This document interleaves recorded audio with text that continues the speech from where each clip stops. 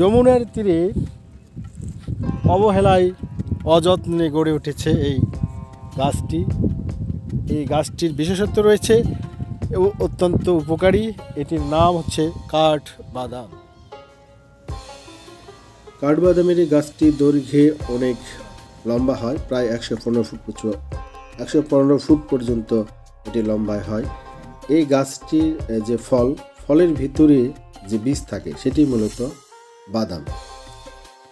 এটি ভারতে Indian almond নামে পরিচিত, এছাড়া বিভিন্ন দেশে এটি বিভিন্ন নামে পরিচিত। এটির অনেক উপকারিতা রয়েছে, যেমন দুধের সাথে মিশিয়ে যদি এটি খাওয়া হয় তাহলে হাড় শক্ত মজবুত হয়, কেননা এখানে প্রচুর পরিমাণে ক্যালসিয়াম ও ম্যাগনেসিয়াম রয়েছে। এছাড়া কাঠবাদামে মনোস্যাচুরেটেড যে ফ্যাট রয়েছে তা কোলেস্টেরল নিয়ন্ত্রণ করে। এছাড়া ভিটামিন ই রয়েছে